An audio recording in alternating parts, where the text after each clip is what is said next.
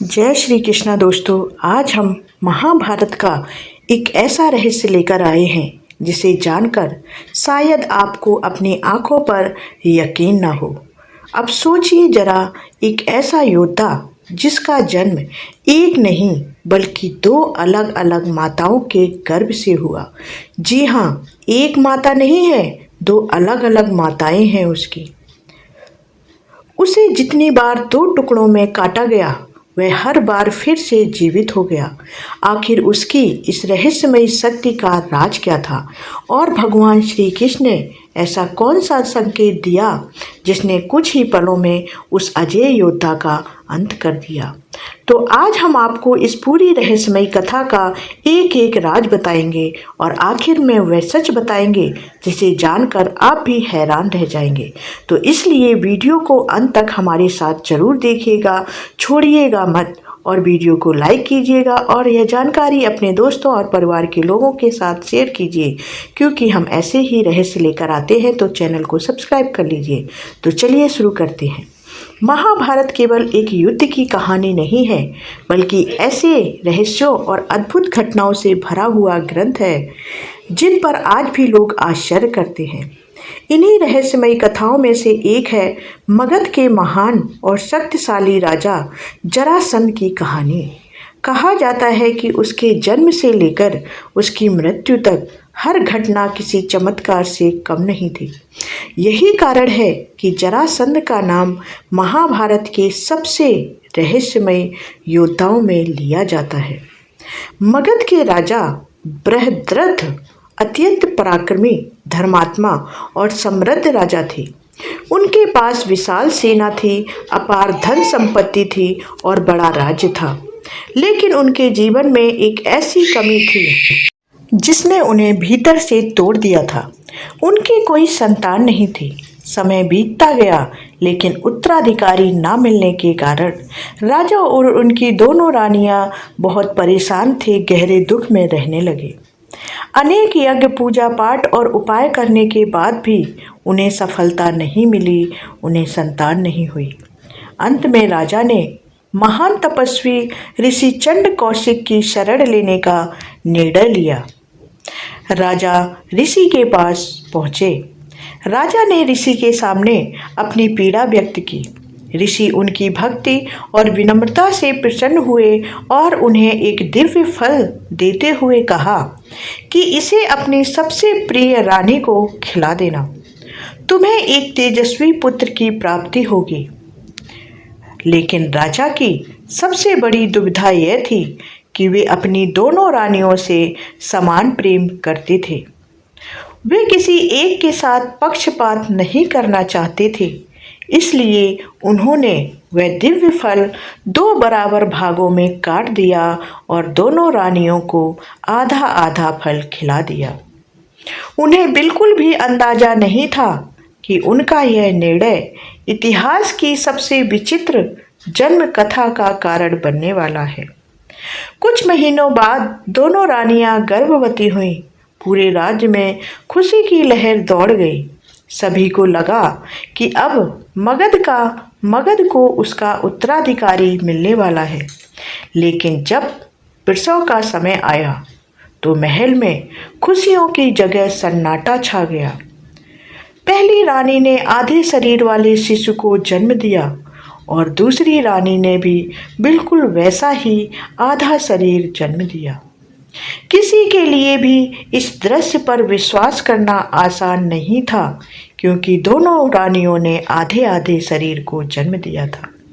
महल में मौजूद सभी लोग भय और आश्चर्य से कांप उठे। दोनों रानियां यह देखकर रोने लगीं। उन्हें लगा कि यह किसी अशुभ संकेत का परिणाम है।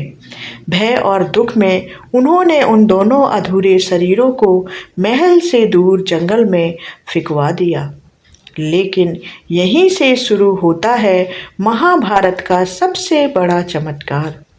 उसी जंगल से संयोगवश जरा नाम की एक राक्षसी गुजर रही थी। उसकी नज़र उन दोनों आधे शरीरों पर पड़ी। जिज्ञासावश उस राक्षसी ने दोनों हिस्सों को उठाया और उन्हें आपस में जोड़ दिया। जैसे ही दोनों भाग एक दूसरे से मिले, अचानक वह बालक जीवित हो उठा और जोर जोर से रोने लगा। यह देखकर स्वयं जरा भी आश्चर्यचकित रह गई। उसने तुरंत उस बालक को राजा बृहद्रथ के पास पहुंचाया। अपने पुत्र को जीवित देखकर राजा और रानियों की खुशी का ठिकाना नहीं रहा, क्योंकि उस बालक को जरा ने जोड़कर जीवन दान दिया था। इसलिए उसका नाम रखा गया जरासंध, अर्थात जरा द्वारा जोड़ा गया। समय बीतता गया और जरासंध बड़ा होकर एक असाधारण बलशाली योद्धा बना। उसकी शक्ति, साहस और युद्ध कौशल की चर्चा पूरे आर्यावर्त में होने लगी। उसने अनेक राजाओं को पराजित कर अपने अधीन कर लिया। कहा जाता है कि उसकी सेना इतनी विशाल थी कि उसके सामने बड़े बड़े राजा भी युद्ध करने से डरते थे। लेकिन उसकी सबसे बड़ी शक्ति उसका अद्भुत रहस्य था, अद्भुत शरीर था। यदि कोई युद्ध में उसके शरीर के 2 टुकड़े भी कर देता तो कुछ ही क्षणों में दोनों हिस्से फिर से जुड़ जाते और वह पहले की तरह जीवित होकर लड़ने लगता। यही रहस्य उसे लगभग अजेय बना देता था। समय आया जब भगवान श्री कृष्ण ने धर्म की रक्षा के लिए जरासंध का अंत करने का निर्णय लिया। श्री कृष्ण, भीम और अर्जुन ब्राह्मणों का वेश धारण कर मगध पहुँचे और उन्होंने जरासंध को मल्ल युद्ध की चुनौती दी।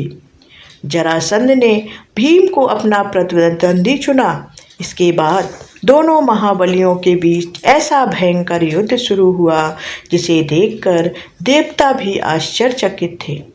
कई दिनों तक लगातार युद्ध चलता रहा। भीम अपनी पूरी शक्ति से लड़ते रहे, लेकिन हर बार जब वे जरासंध के शरीर को चीरते, उसके दोनों भाग फिर से बार बार जुड़ जाते। ऐसा लग रहा था मानो उसे कोई मार ही नहीं सकता। युद्ध लंबा खिंचने वाला था। तभी भगवान श्री कृष्ण ने बिना एक शब्द बोले जमीन से एक तिनका उठाया। उन्होंने उसे बीच से तोड़ा और फिर दोनों हिस्सों को विपरीत दिशाओं में दूर दूर फेंक दिया। यह एक साधारण संकेत था, लेकिन उसके भीतर जरासंध की मृत्यु का रहस्य छिपा था। भीम तुरंत भगवान श्री कृष्ण का इशारा समझ गए। अगले ही क्षण भीम ने जरासंध के शरीर को 2 भागों में चीर दिया और इस बार दोनों हिस्सों को विपरीत दिशाओं में इतनी दूर फेंक दिया कि वे दोबारा कभी जुड़ नहीं सके। इसी के साथ महाभारत के सबसे रहस्यमयी, अजेय और अद्भुत योद्धाओं में से एक जरासंध का अंत हो गया।